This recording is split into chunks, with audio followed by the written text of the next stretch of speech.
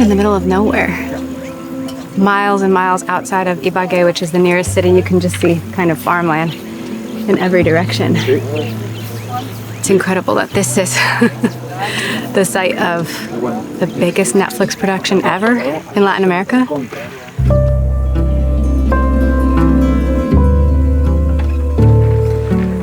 Welcome to the set of 100 Years of Solitude, a TV series based on the revered novel by Gabriel Garcia Marquez.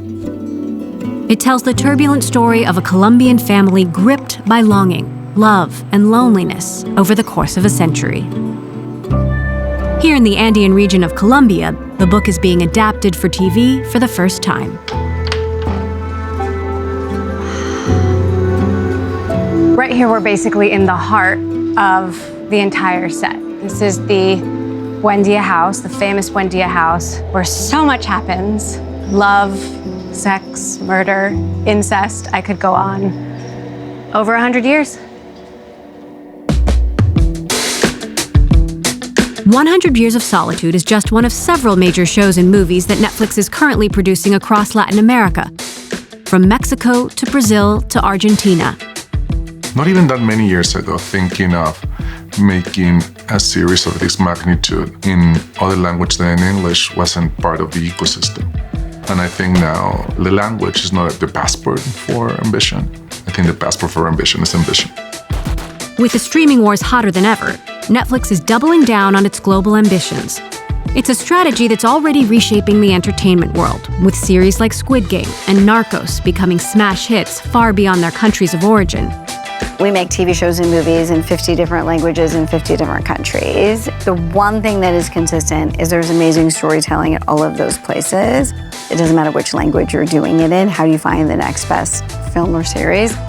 With video games and social media posing fierce competition for viewers' attention, the future of the film and television industry could depend on reaching a truly worldwide audience. The question is, can Netflix maintain its lead and stay the king of streaming?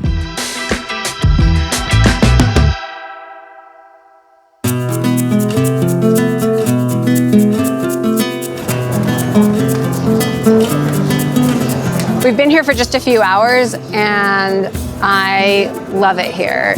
It's so colorful, it's so vibrant, it's so busy and full of life, and I don't know, I could get lost in these alleys. The architecture, the paint colors, you know, there's just so much going on. And the food is good too. Super salty. Oh, thank you. It's good. This place is basically the starting point for Netflix's global expansion. Latin America is the first region they branched out to outside the United States. And when you think about Netflix, you just think they're trying to crank out these global hits. But actually, they say what they're trying to do is really make sure that people here at home love the shows they're making. The stakes are high for Netflix and the whole business of filmed entertainment. In the past 10 years, net income at the biggest entertainment companies has dropped 60%, in part due to the demise of cable, bad strategy, and the rising cost of content. Profits are down nearly everywhere but Netflix, which has the most subscribers of any streamer. But to stay ahead of the game, Netflix needs to expand its horizons. The goal is to be not just the biggest network in the world, but the biggest network in every country as well. It all comes down to the super simple, super complicated game of winning over potential viewers, wherever they can be found. ¿Tienes Netflix? Sí, tengo Netflix. Sí, tengo Netflix. Yes, I have Netflix. En la actualidad, no. ¿Qué te gusta ver en Netflix? Documentales, programas de mis hijos. Por ejemplo, Fórmula 1. Elite, Heartstopper, and also things with my brothers, like anime. What about Squid Game? Did you see Squid Game? Sí, buenísima. Sí. Did you like it? No. No! A little bit violent, but I do like it. Did you watch Narcos? No. ¿Por qué? Porque no me gustan ese tipo de series que reflejan pues una realidad que ya pasó de Colombia. No todos somos productores o consumidores de cocaína. Have you heard Netflix is making a show about 100 Years of Solitude? Sí, por ahí escuché unos rumores. Sí, me encantaría. Creo que es algo que nos va a representar muy bien. Sí, me gusta. Es uno de nuestros representantes de Colombia, un Nobel que tenemos, nuestro primer Nobel, entonces por supuesto que lo miremos. What would convince you to buy Netflix or pay for it? Me convencería que hubieran más cosas colombianas, cosas que hablen, sí, acerca de la naturaleza, de ciencia, y que no sea de afuera, sino también de acá, de Colombia. Clearly, Netflix has a foothold here. But that's not enough. The company wants to win the hearts and minds of Latin America's TV watchers. With almost 700 million people in the region, the opportunity is huge. To seize that opportunity, Netflix has hired executives who have a finger on the pulse of local tastes. People like Paco. Hi. Hello. How are you? It's so good to meet you. Welcome. Francisco Ramos, who goes by Paco, oversees Netflix's projects across Latin America.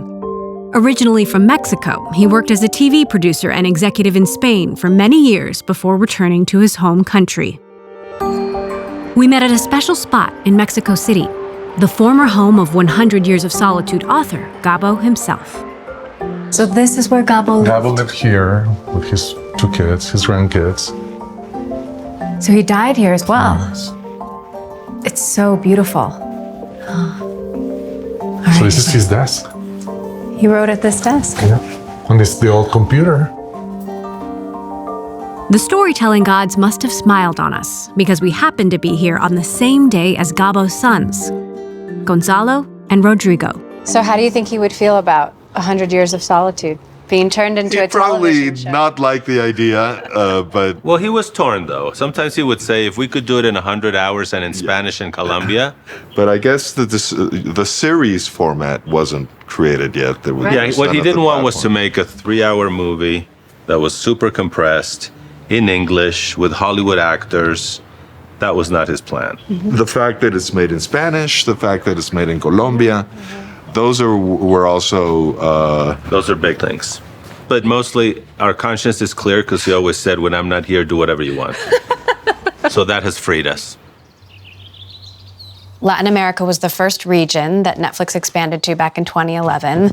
Bring us back to that time and what's changed, what's evolved since. There was really a clear understanding back then that Latin America has such passion for television, very high penetration in cable. So it was a very interesting market for them to approach. And also there is a very high consumption and love in Latin America for American content. So it's like the #1 region in the world for big American movies has been historically Latin America. We started with original content in Latin America, including what was our first series, 3%, our second series. And I think it was a very, very successful beginning, which led to the rollout in the rest of the world thereafter. Narcos, released in 2015, became a breakout hit, raising the profile of Netflix's Latin American content. The high-octane crime drama was red meat for the streamer's North American customer base. This new slate of Latin American projects is different, doubling down on local appeal and deep cultural roots. In Mexico, there's Pedro Paramo, an adaptation of one of the country's most famous novels. In Brazil, there's a series about Ayrton Senna, the Formula One phenomenon from Sao Paulo. In Argentina, there's El Eternauta, based on an Argentinian graphic novel about an alien invasion. And in Colombia, the most ambitious project of them all, 100 Years of Solitude. You're doing so much all at once. Yeah. What's the strategy? Netflix in each country has to feel very unique for that country. These 3 series and 1 film are very, very unique for our culture in each of these 4 countries. So that's the strategy. The strategy is making sure that Netflix in every single country where we are producing becomes very specific and very important for you. Part of your relationship with your culture, your community, what people are thinking, what people are feeling, what people are having fun about, what people are worried about. So personalized. in a Very way. personalized through the content. For you, Netflix is American. For a Mexican is Mexican. For a Colombian is Colombian, and also global. So I think that's the thing. How competitive is the Latin American market? Because obviously there's global, there's Televisa, Univision, then there's HBO Max, Disney, Apple, Amazon, all trying to break in. Very competitive because it's a huge market of people that really watch a lot of television, has good internet penetration, a lot of very good cable, which allows you to do like a lot of deals. And then there is the huge availability of Latin American content because there is love for Latin culture in the world, for music, food, films, series. I think is one of the most hip and cool cultures right now. To really get a sense of the scale of Netflix's investment in Latin America, you have to see it.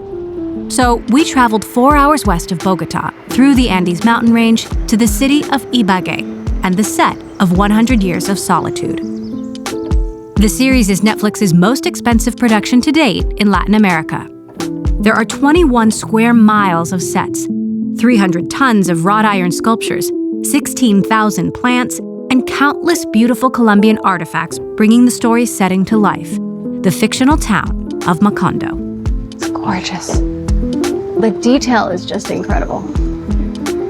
Todo lo que es cosas de barro, de cestería, cosas tejidas y tal, los mandamos a hacer con muchos grupos en todo Colombia también, ¿no? Con grupos indígenas, con pueblos, o sea, hemos llegado a todo el país.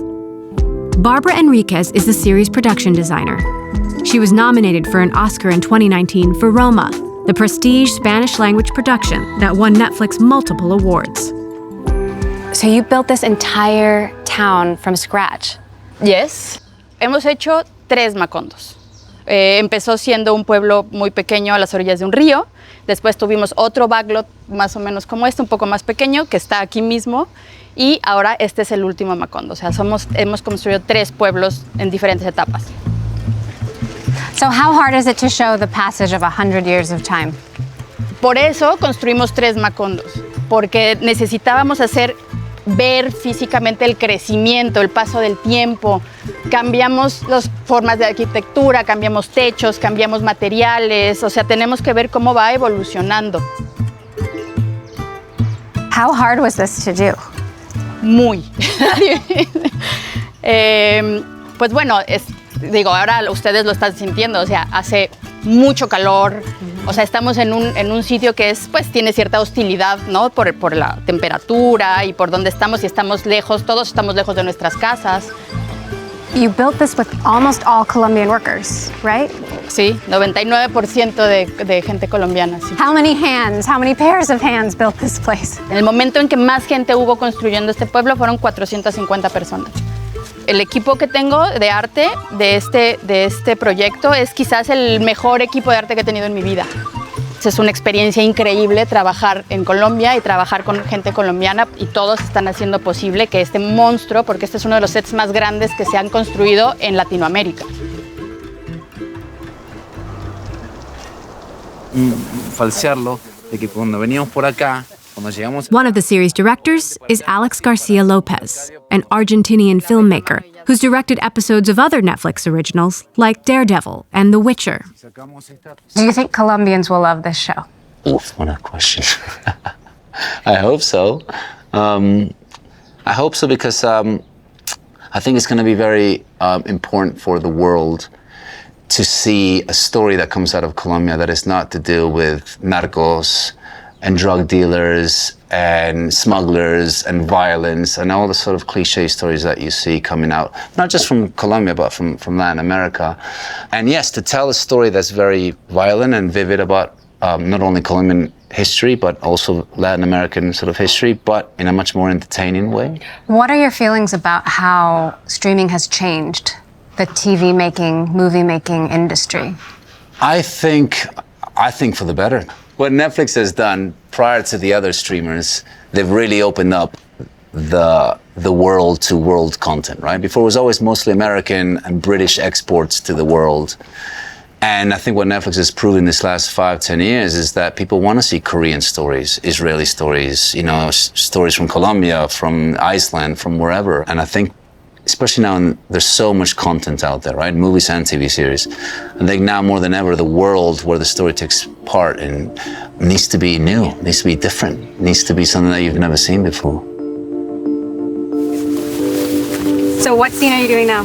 We're doing a scene where the Coronel Buendia is at a camp, at his campsite, and he basically gets a vision. It's one of many scenes in the book that's suffused with the style known as magical realism, supernatural touches in an otherwise realistic story. Here, a character has a ghostly vision, and a rain of beautiful flowers falls from the sky. So Alex and Barbara were just going through the orange flowers, and it looks like they were looking for the perfect orange flower for him to hold in his hand, the character in the scene, and it's a really pivotal scene in the book. And obviously you have to have the perfect flower. Meanwhile, Netflix's other big Latin American projects were also underway.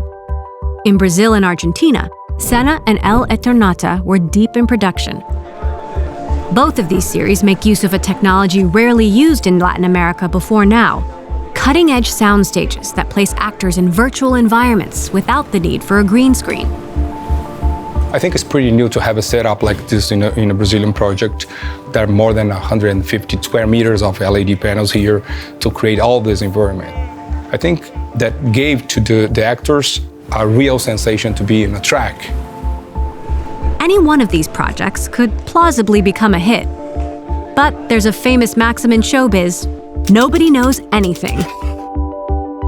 Prestige films and shows are expensive, and even in the age of algorithms, success is never guaranteed. Do you think this can be a global hit? I don't know. I mean, I think you do a project and then once you finish it, it kind of goes out there and has its own life. I think Netflix in the last few years are taking a big gamble in a very good way. So how does Netflix stay ahead of the curve? To find out, I sat down with Chief Content Officer Bella Bajaria. She was the first woman of color to lead a major TV studio, Universal Television, before joining Netflix in 2016, where she's pushed to expand the company's international reach by ramping up production of Netflix originals all over the world. When I moved to the US, I really didn't understand American culture. And at that point, I had a British accent. And so I watched a lot of TV and film, one, to lose the accent, and two, to really try to understand American culture. And so the power of seeing yourself or not ever seeing yourself, right, is a really personal thing for me. To be able to watch The Crown and scroll right over and watch The Glory, from Korea, or watch Lupin from France is all there, and providing that kind of access. For me, kind of personally and professionally, it feels very full circle.